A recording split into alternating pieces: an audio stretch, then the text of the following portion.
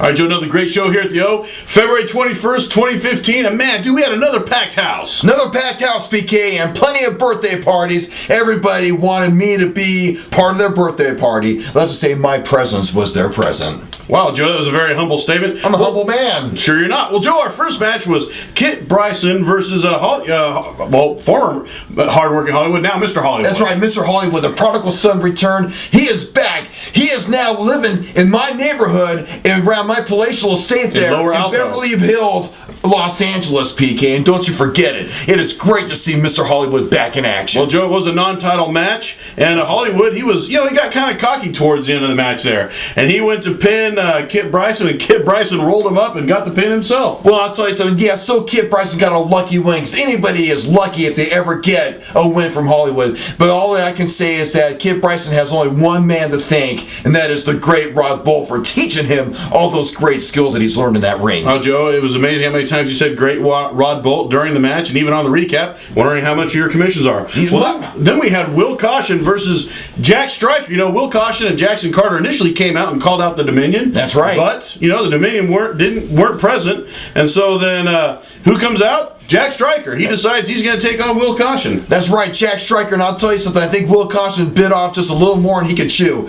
Will Caution always looking for a challenge, always waiting for a fight, always looking to get better. And Jack Stryker came out, and he was a better man tonight. Okay, Joe, let's set the record straight here. Basically, the Dominion's music came on, and so Will Caution and Jackson Carter, who was out on the ring, out at the ring with him, looked at the entrance ramp, and so Jack Stryker took the advantage of that, rolled Will Caution up, grabbed him by the tights, and got the win. Well, I just got to say that is a loser's limp, PK. And let's face it, that just shows how awesome the Dominion is. They weren't even here tonight, and they still got in the head of Will Caution. Well, Joe, then we had a triple threat match for a chance at the Ultimate title. Rod Bolt versus Mystic Storm versus Adrian Phillips, the most improved wrestler of 2014. Oh, do you always have to rub that in, PK? I don't care what you say. I still say Will Caution was the most improved. Well, Joe, I'll tell you something. It was a great match, but what was real interesting was at the end, Rod Bolt had his lawyer's briefcase. He went to hit Mystic Storm, wound up hitting Adrian Phillips.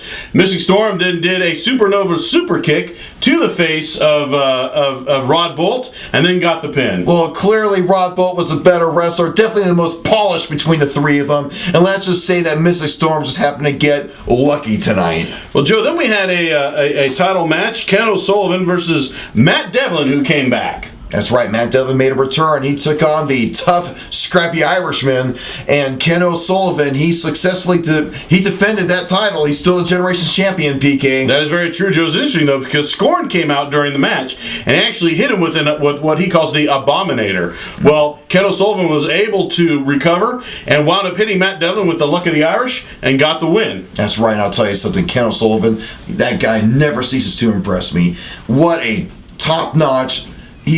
what can I say? He is a brawler, a barroom brawler from Dublin, and he's come here to the South to prove that he is just the better man. Well, Joe, we got Ken O'Sullivan here right now, a guest here in the recap. That's right, my privilege. Ken, welcome, and just real quick, tell us what's the future hold there for your title? This title here, it took me a while to get it. I do not plan on letting go of it anytime soon. Matt Devlin, yeah, he took me to the limit.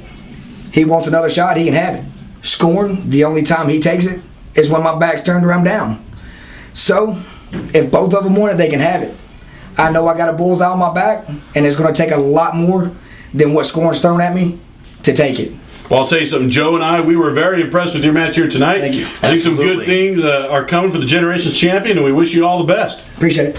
Yeah, we appreciate it. I tell you, he is an Irish tank, PK, just built like a tank. Well, Joe's interesting because after that match, Jake Hughes came out. Well, no, let me scratch that. We hear Alpha McFly's music, so the fans are all excited to see Alpha McFly, who just probably came back from the future. No. But then all of a sudden, who comes out? Jake Hughes dressed as Alpha McFly. That's right. It was great to see Jake Hughes. What a great, superb entertainer. And he was there to show Alpha McFly and show the rest of all these ditch diggers and can collectors out there just how ridiculous McFly looks and acts. Well, Joe, he came out, started running his mouth. Johnny Pinhead came out, greeted all the fans. Everybody's happy to see him. All of a sudden, he gets in the ring. He's about to say something to Jake, and then he doesn't say anything at all. Instead, he just grabs his briefcase and comes back out. Yeah, well, so long to that mute who Who cares if he can't say anything? The point is, Jake Hughes showed him he was the better man, and I can't wait till Jake Hughes continues to show his dominance in the ring. Joe, how did he show he was the better man? There was no physical contact. Well, for one, at least he could speak English.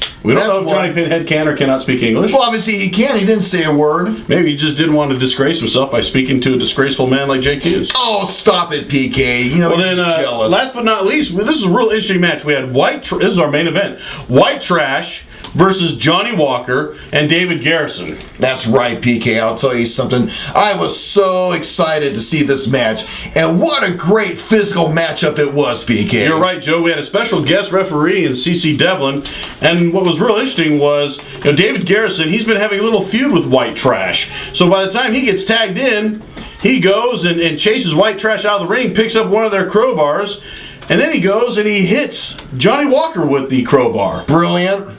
Brilliant. Brilliant, PK. Because I'll tell you something, that just shows that David Garrison played these fans, which, well, really is no Herculean feat, but wow. he played these fans, he showed them up, and now he's showing his true colors, and I'll tell you something, I can't wait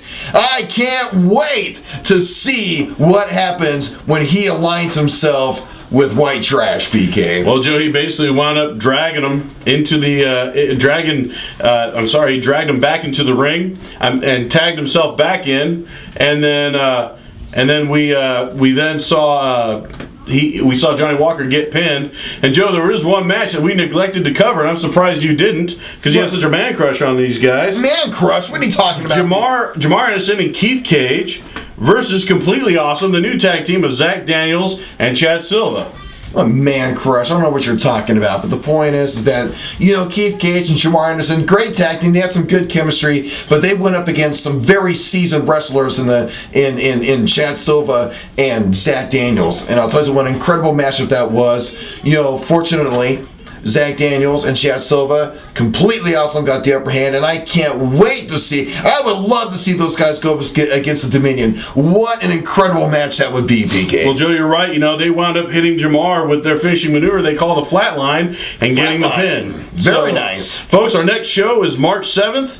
Please be here. Bell time is at 7 o'clock. We look forward to being here. Joe and I will be here calling the action. Please catch up with us on OSWAentertainment.com. Also, YouTube.com/OSWAentertainment, as well as Facebook.com/OSWAentertainment. Thank you, and we'll see you in 2 weeks.